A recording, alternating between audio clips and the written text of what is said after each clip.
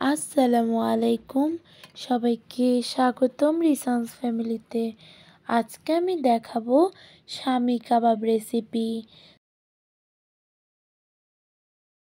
এখানে আমি 1 কাপ পরিমাণে বুটের ডাল নিয়ে নিয়েছি। বুটের ডালগুলোকে আমি ভালোভাবে ধুয়ে 2 ঘন্টা ভিজিয়ে রেখেছিলাম। হাড় চর্বি ছাড়া এখানে আমি 2 কাপ পরিমাণে গরুর মাংস নিয়ে নিয়েছি। এখন ডালগুলো দিয়ে দিচ্ছি। হাফ কাপ পেঁয়াজ কুচি দিয়ে দিয়েছি, 2 টেবিল চামচ রসুন বাটা, 2 টেবিল চামচ আদা বাটা, 2 চামচ জিরার গুঁড়া দিয়ে দিচ্ছি, 1 চামচ মরিচের গুঁড়া, হাফ চামচ হলুদ গুঁড়া দিয়ে দিচ্ছি, স্বাদ মতো লবণ দিয়ে দিচ্ছি। এখানে কিছু গোটা মশলা নিয়ে নিয়েছি, তেজপাতা, দারচিনি, কালো বড় এলাচ, সবুজ এলাচ, লং এবং গোলমরিচ। এখন দিয়ে দিচ্ছি। এখন এখানে পরিমাণ মতো রান্নার তেল দিয়ে দিচ্ছি। এখন সব কিছুকে একসঙ্গে মেখে নিচ্ছি। এখানে এখন পর্যাপ্ত পরিমাণে পানি দিয়ে দিব।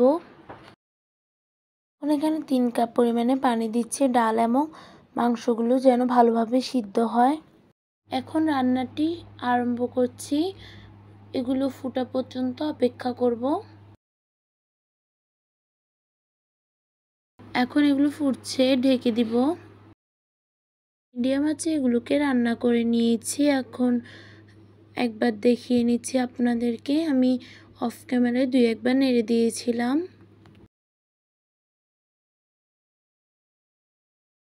এখন এগুলোকে ভালোভাবে শুকনো করে নিয়েছি। এখন নামিয়ে নিব। এগুলোকে নামিয়ে কিছুক্ষণ ঠান্ডা হওয়ার জন্য রেখে দিব। এখন এগুলো ঠান্ডা হয়ে গিয়েছে। এখন এগুলো ব্লেন্ড করে নিব। আপনারা চাইলে বেটেও নিতে পারেন।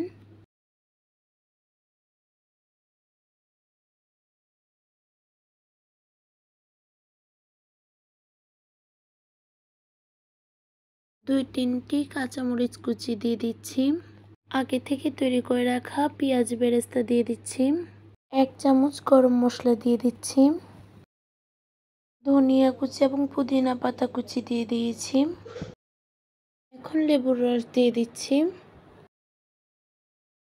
এখানে একটি ডিম নিয়েছি। এখন ডিমটিকে ভালোভাবে ফেটিয়ে নিয়েছি। এখন এটিকে এগুলোর সঙ্গে দিয়ে দিচ্ছি।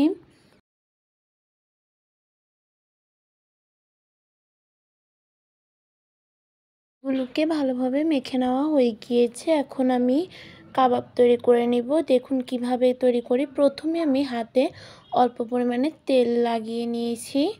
এখন আমি কাবাব তৈরি করে নিচ্ছি। দেখুন কিভাবে করি।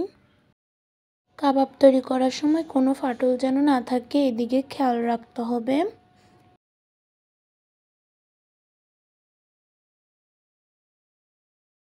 এখন সবগুলো তৈরি করে নিয়েছি। এখন ডিপ ফ্রিজে সেট হওয়া পর্যন্ত রেখে দিব 20 থেকে 30 মিনিটের জন্য। এখন এগুলো ডিপ ফ্রিজ থেকে বের করে নিয়েছি, সেট হয়ে গিয়েছে। দেখুন, শামি কাবাব ভেজে নেওয়ার জন্য এখানে আমি অল্প পরিমাণে তেল নিয়ে নিয়েছি। এখন কাবাবগুলো দিয়ে দিচ্ছি।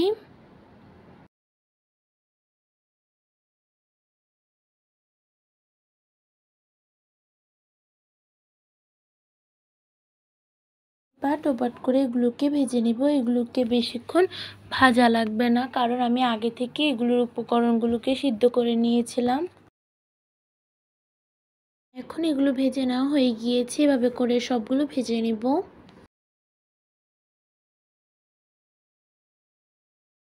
এখন তৈরি হয়ে গিয়েছে মজাদার স্বাদের শামি কাবাব রেসিপি।